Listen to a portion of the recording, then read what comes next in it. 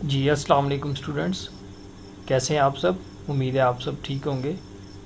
آج کی ویڈیو میں ہم نیکسٹ ماڈرن کرٹیکل تھیوری جو ہے پوسٹ اسٹرکچرلزم، اس کو ہم ڈیٹیل کے ساتھ ڈسکس کریں گے اور دیکھیں گے کہ اس میں اور اسٹرکچرلزم میں ایسے کیا فرق ہے کہ ہمیں ایک نئی modern critical theory post structuralism کو وجود میں آنا پڑا۔ تو سب سے پہلے تو آپ نے نام سے گھبرانا نہیں ہے۔ Post structuralism and deconstruction they both are same, they are the two sides of a theory. So name کا ڈفرینس ہے اس سے۔ اچھا، پوسٹ اسٹرکچرلزم کی اگر ہم ڈیفینیشن کی بات کریں کہ پوسٹ اسٹرکچرلزم ہے کیا، تو post structuralism is a late 20th century movement rejects the ideas of structuralism but build upon structuralism۔ یہ 20th century کی ایک موومنٹ تھی جو کہ اسٹرکچرلزم کی بنیاد پہ ہی وجود میں آئی تھی، لیکن اس نے وجود میں آنے کے بعد اسٹرکچرلزم کے جتنے بھی پوائنٹس تھے، جتنے بھی یو کین سے جتنے بھی مین ہائی لائٹڈ کی پوائنٹس تھے اسٹرکچرلزم تھیوری میں، ان سب کو اس نے ریجیکٹ کر دیا۔ اور دوسری امپورٹنٹ بات آپ کو یہاں پہ بتاتا چلوں کہ اسٹرکچرلزم اور پوسٹ اسٹرکچرلزم کے جو رائٹرز جو تھے اس میں، وہ موسٹ امپورٹنٹلی سیم ہی تھے۔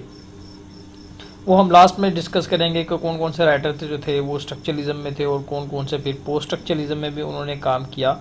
آپ کا سمپل مائنڈ میں یہ آئیڈیا ہونا چاہیے کہ اسٹرکچرلزم ایک پری میچیور ایک ماڈرن کرٹیکل تھیوری تھی، اور پوسٹ اسٹرکچرلزم ایک اس کی میچیور قسم کی تھیوری جو تھی وہ بعد میں سامنے آئی، اور پھر اس کو پوسٹ اسٹرکچرلزم کا یا ڈی کنسٹرکشن کا نام دے دیا گیا۔ تو بیسیکلی یہ بنی اسٹرکچرلزم کے پوائنٹس کے اوپر ہی تھی، لیکن بعد میں ان کو مزید نئی چیزیں ملنی شروع ہوئی، تو انہوں نے پوسٹ اسٹرکچرلزم تھیوری کو وجود میں لے کے آئے۔ تو سب سے پہلے ہم دیکھیں گے کہ کیا ہے کیا پوسٹ اسٹرکچرلزم۔ پوسٹ اسٹرکچرلزم والے جو رائٹر ہیں، جو لوگ ہیں، وہ کہتے ہیں to understand a text we must study the text itself and the system of knowledge that produce the text. اچھا، اس سے پہلے میں یہ بتاؤں کہ جو اسٹوڈنٹس پوسٹ اسٹرکچرلزم کا یہ لیکچر سن رہے ہیں اور انہوں نے میرا اسٹرکچرلزم والی کلاس ابھی تک اٹینڈ نہیں کی، تو میں اوپر یہ لنک شیئر کر رہا ہوں، تو کائنڈلی آپ پہلے اسٹرکچرلزم والی کلاس اٹینڈ کریں۔ اس کے بعد جب آپ اس کلاس پہ آئیں گے تو آپ کو یہ تھیوری سمجھنے میں ایزی ہوگا۔ تو پوسٹ اسٹرکچرلزم والے کہتے ہیں کہ ٹیکسٹ کو انڈرسٹینڈ کرنے کے لیے، ٹیکسٹ کو سمجھنے کے لیے، یا ٹیکسٹ میں سے میننگ پروڈیوس کرنے کے لیے ریڈر موسٹ امپورٹنٹ ہے ایز کمپیئر ٹو آتھر۔ جو اسٹرکچرلزم والے لوگ جو تھے وہ کہتے تھے کہ آتھر جو ہے وہ مین امپورٹنٹ ہے، اور آتھر کے ہی تھرو آپ اس کے ٹیکسٹ میں سے میننگ نکال سکتے ہیں۔ لیکن پوسٹ اسٹرکچرلزم والوں نے اس کو ریجیکٹ کیا، اور انہوں نے کہا کہ آتھر اٹ سیلف کچھ نہیں ہے، آتھر کی جو رائٹنگ ہے، جو ٹیکسٹ ہے، اس کو جب ریڈر پڑھے گا اس میں سے جو میننگ اخذ کرے گا وہ اصل میننگ ہوں گے۔ تو جس طرح آپ کو سامنے سکرین پہ لکھا نظر آیا کہ to understand a text we must study the text itself. Text کو سمجھنے کے لیے ہمیں ٹیکسٹ کو ہی پڑھنا پڑے گا۔ The system of knowledge that produce the text, اور ایسا کون سا سسٹم تھا اس سینچری کے اندر جس کے وجہ سے وہ اس قسم کا ٹیکسٹ جو ہے وہ پروڈیوس کیا گیا۔ تو اس کو جب ہم پڑھیں گے تو ہمیں ٹیکسٹ کی پورا بیک گراؤنڈ، پوری انڈرسٹینڈنگ ہمیں ایزیلی ہو جائے گی۔ پوسٹ اسٹرکچرلزم والوں جو تھے ان کا جو دوسرا امپورٹنٹ مین پوائنٹ تھا، وہ کہتے تھے reader replaces the author as the primary subject of inquiry. Reader نے جو ہے وہ آتھر کو ریپلیس کر دیا ہے، اور جو ابھی سینٹرل فکسیشن پوائنٹ ہے جس سے ہم میننگ اخذ کریں گے وہ ریڈر ہے، نہ کہ آتھر ہے۔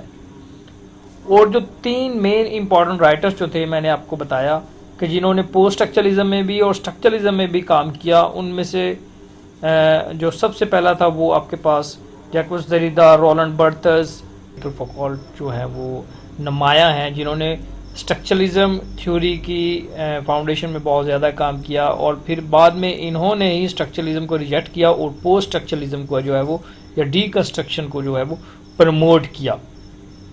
تو اس کے لیے ایک سمپل سی میں آپ کے لیے ڈائیگرام بنائی ہے جس سے آپ کو ایزیلی سمجھ آ جائے گا کہ اسٹرکچرلسٹ والے جو لوگ ہیں انہوں نے مین سورس جو تھی میننگ پروڈیوس کرنے کی کسی بھی ٹیکسٹ میں سے وہ رائٹر یا آتھر کو رکھا ہوا تھا، لیکن پوسٹ اسٹرکچرلزم والے لوگ جو تھے انہوں نے ریڈر اور کلچر کو جو ہے وہ as a main source adopt کیا کہ فار ایگزامپل اگر آتھر مر جاتا ہے کسی ٹیکسٹ کو تو پھر ہم کیا کریں گے، پھر ہم میننگ کسی ٹیکسٹ سے کیسے لیں گے کیونکہ آتھر تو دنیا میں نہیں رہا۔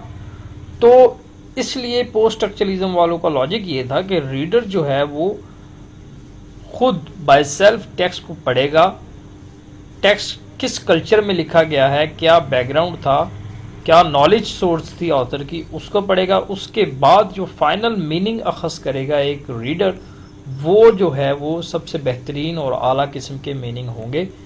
تو یہ ایک سمپل سا انٹروڈکشن تھا پوسٹ اسٹرکچرلزم یا ڈی کنسٹرکشن تھیوری کا۔ تو چلیں ایک بار دوبارہ سے اس کو ریوائز کرتے ہیں کہ ہم نے آج کون کون سے مین پوائنٹس پڑھے ہیں۔ سب سے پہلے ہم نے پوسٹ اسٹرکچرلزم کو دیکھا کہ یہ 20th سینچری کی ایک موومنٹ تھی جو کہ اسٹرکچرلزم کی بنیاد پہ ہی وجود میں آئی اور بعد میں اس نے اسٹرکچرلزم کے جو مین پوائنٹس تھے ان کو ریجیکٹ کیا۔ پھر آگے ہم نے پڑھا کہ اسٹرکچرلسٹ والے جو لوگ جو تھے ان کا مین سورس یا جو مین فکسیشن پوائنٹ جو تھا کسی بھی ٹیکسٹ میں سے میننگ پروڈیوس کرنے کے لیے وہ آتھر تھا، بلکہ پوسٹ اسٹرکچرلزم والے جو لوگ تھے انہوں نے ریڈر کو پروموٹ کیا کہ reader by it self after reading text can produce the meaning. تو یہ ہم نے کچھ مین امپورٹنٹ پوائنٹس پڑھے آج کی ویڈیو میں۔ ہوپ ہے آپ کو پوسٹ اسٹرکچرلزم تھیوری سمجھ آ گئی ہوگی۔ اگر کسی اسٹوڈنٹس کو کسی بھی قسم کی کوئی بھی کیوری ہو تو کائنڈلی کمنٹ کرے، تو جتنی جلدی ہو سکے میں آپ کو رپلائی دوں گا۔ اور ویڈیو اگر اچھی لگی ہو تو سبسکرائب ضرور کریں، لائک کریں، شیئر کریں، دوستوں کو بتائیں تاکہ وہ بھی اس نالج کو سیکھ سکیں۔ شکریہ، اللہ حافظ۔